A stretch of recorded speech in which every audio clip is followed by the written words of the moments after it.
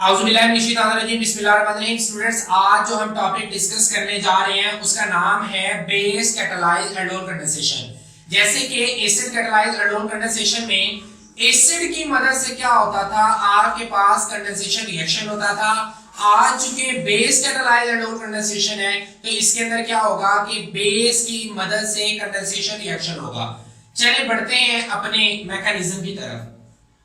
याद रखिएगा, base catalysed aldol condensation में जो आपने बेस यूज करनी होती है वो क्या यूज करनी होती है, सोडियम हाइड्रोक्साइड। लेकिन इसके अंदर एक इसका ड्रॉबैक ये है कि ये बहुत ज्यादा हाईली रिएक्टिविटी होती है।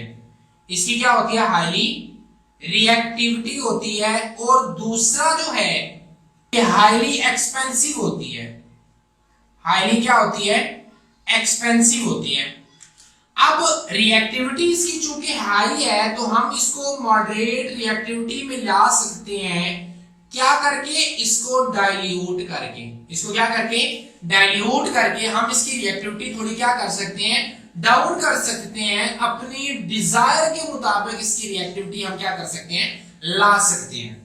तो बढ़ते हैं अपने मैकेनिज्म की तरफ। सेम एल्डोल कंडेंसेशन की तरह H3C carbon double bond oxygen को और H है, ये कोई भी एल्डिहाइड है।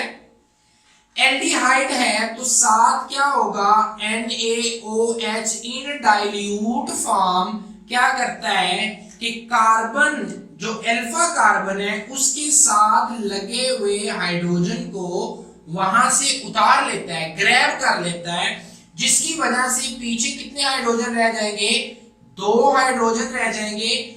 और कार्बन जो है वो क्या करेगा, प्रोटॉन का इलेक्ट्रॉन अपने पास रख लेता है और इस पे क्या आ जाता है, नेगेटिव चार्ज आ जाता है। जबकि कार्बन कार्बन डबल बॉन्ड और हाइड्रोजन साथ बनेगा, साथ प्रोड्यूस होगा वाटर और सोडियम का आयन प्रोड्यूस हो जाएगा। अब ये जो प्रोडक्ट है, ये जो आपके पास चीज आई है, ये अपने आप को स्टेबल करेगी, सेम उसी तरह स्टेबल करेगी जैसे कि एसिड कैटालाइज्ड एल्डोल कंडेंसेशन में क्या करते हैं, अपने आप को स्टेबल करती है। अब ये जो नेगेटिव चार्ज है ये क्या करेगा, ये शिफ्ट हो जाएगा इस कार्बन के दरमियान। और ये जो चूंकि कार्बन के बॉन्ड एक्सीड हो जाएंगे तो कार्बन क्या करेगा, ज्यादा बॉन्ड बनाने की वजह से ये बॉन्ड वापस कर देता है किसको, हाइड्रोजन को। इस फिनोमिना को हम क्या कहते हैं, रेजोनेंस कहते हैं। तो अब आपके पास क्या आता है, H2C double bond carbon single bond oxygen negative charge और साथ क्या बन जाएगा, आपका हाइड्रोजन है। और इस प्रोडक्ट को आप क्या कहते हैं, इनोलेट। इस प्रोडक्ट को आप क्या कहते हैं, इनोलेट का नाम दिया जाता है। अब क्या होगा कि ये जो इनोलेट है ये नेक्स्ट एल्डिहाइड के ऊपर क्या करता है, अटैक करता है।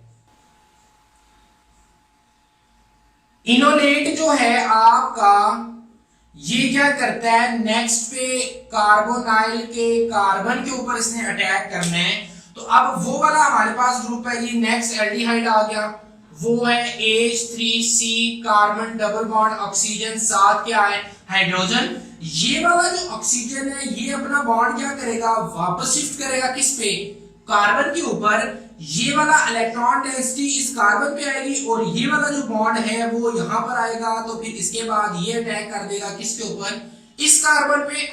ये वाला जो बॉन्ड है इसका ये क्या हो जाएगा, वापस ऑक्सीजन के ऊपर शिफ्ट हो जाएगा। चलो अब इसको लिखते हैं हम, ये क्या होगा, पहले इसको लिख लेते हैं कि जी H3C है, साथ ये कार्बन है, इसका बॉन्ड ऊपर चला गया तो क्या आ जाएगा, इस पे नेगेटिव चार्ज आ जाएगा। इसका ये वाला हाइड्रोजन इसके साथ मिला के लिख रहा हूं, इसके ऊपर अटैक किया था इस कार्बन ने, तो मैंने साथ उसको लिख लिया H2, यहां पे लिख लेता हूं जी CH2। और साथ जो है इसका बॉन्ड ऑक्सीजन के साथ है कार्बन का, लेकिन कौन सा बॉन्ड बनेगा, अब डबल बॉन्ड, क्योंकि ऑक्सीजन ने अपना चार्ज जो है वो किसके साथ शेयर किया है, कार्बन के साथ। और साथ इसका एज इट इज क्या बन जाएगा, हाइड्रोजन बन जाएगा।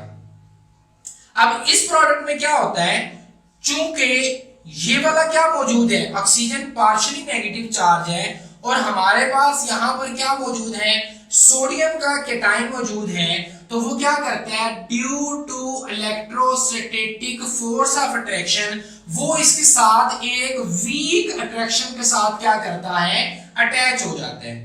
अब यहां से आप स्क्रीनशॉट ले लें ताकि मैं आगे इसको मजीद एक्सपेंड कर सकूं। तो जैसे कि हमने देखा कि हमारा जो लास्ट प्रोडक्ट था वो ये वाला बन रहा था, इसके साथ सोडियम और ऑक्सीजन की क्या है, weak electrostatic force of attraction से सोडियम क्या करता है, अपने साथ इसको अटैच कर लेता है। अब क्या होगा कि हमें पता है कि स्टार्ट में हमारे पास क्या प्रोड्यूस हुआ था, पहले स्टेप के अंदर ही वाटर प्रोड्यूस हुआ था। वाटर को मैं यूं भी लिख सकता हूं, HOH की फॉर्म में भी लिख सकता हूं। अब क्या होगा, ये जो वाटर है ये इस ग्रुप से जो आपका सोडियम है, सोडियम को उतार लेता है और प्रोटॉन उसके साथ अटैच करता है, तो हमारे पास फाइनल प्रोडक्ट आती है H3C, कार्बन के साथ OH, साथ इसका hydrogen CH2, carbon double bond oxygen hydrogen plus NaOH, साथ क्या प्रोड्यूस हो गया है, सोडियम हाइड्रोक्साइड प्रोड्यूस हो गया है। अब ये वो सोडियम हाइड्रोक्साइड है जो नेक्स्ट जो है एल्डिहाइड को कैटालाइज करवाने में इस्तेमाल हो जाएगा। अब देखते हैं ये जो आपके पास प्रोडक्ट बना है इसको आप कहते हैं एल्डोल, इसको आप क्या कहते हैं, एल्डोल प्रोडक्ट कहते हैं, क्योंकि एल्डोल प्रोडक्ट इसको इसलिए कहा जाता है क्योंकि साथ इसके साथ एल्डिहाइड या कार्बोनाइल फंक्शन है और साथ ही क्या इसके पास अल्कोहल ग्रुप भी साथ ऐड हो चुका है। अब देखते हैं अगर हमने इससे अल्फा बीटा अनसैचुरेटेड कंपाउंड लेना हो तो हम उससे कैसे ले सकते हैं। आपके पास सेम वही प्रोडक्ट है, कार्बन डबल बॉन्ड ऑक्सीजन है, हाइड्रोजन है।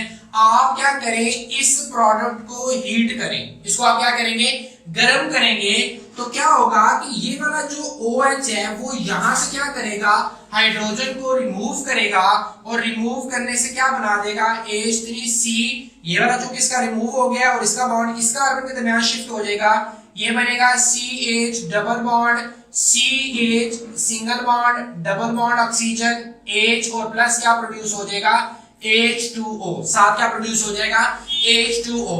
ये जो आपके पास प्रोडक्ट बनी है इसको आप कहते हैं अल्फा बीटा अनसैचुरेटेड कंपाउंड, इसे आप क्या कहते हैं, अल्फा बीटा अनसैचुरेटेड कंपाउंड या प्रोडक्ट भी कहा जाता है। अब याद रखिएगा कि ये वाला जो OH था इसने प्रोटॉन यहां से क्यों नहीं लिया, इसने इसलिए यहां से प्रोटॉन नहीं लिया क्योंकि यहां पर अगर ये प्रोटॉन लेता तो इसकी कुछ प्रोडक्ट यूं की बनती, ये बन जाती आपके पास H2C double bond CH CH2 carbon double bond और हाइड्रोजन। अब क्या होगा, अगर ये प्रोटॉन यहां से ले लेता है इस कार्बन से तो क्या होगा, यहां पर डबल बॉन्ड आएगा, तो इस डबल बॉन्ड और इस डबल बॉन्ड के दरमियान कितने सिंगल बॉन्ड आ रहे हैं, 2 सिंगल बॉन्ड आ रहे हैं। और अगर ये इस कार्बन से लेता है प्रोटॉन तो वहां पर क्या हो रहा है, दोनों एक दूसरे के क्या हो रहे हैं, अल्टरनेट हो रहे हैं। तो ये जब यहां पर अल्टरनेट होंगे तो ये ज्यादा जो है कंपाउंड स्टेबल होगा as compare to this compound. So इसलिए ये कंपाउंड नहीं बनता, जबकि अल्फा बीटा अनसैचुरेटेड कंपाउंड बनता है क्योंकि वो रेजोनेंस के जरिए ये वाले कंपाउंड को क्या करता है, स्टेबल कर लेता है। उम्मीद करते हैं आपको समझ आई होगी। अपना बहुत ख्याल रखिएगा। फी अमानिल्लाह।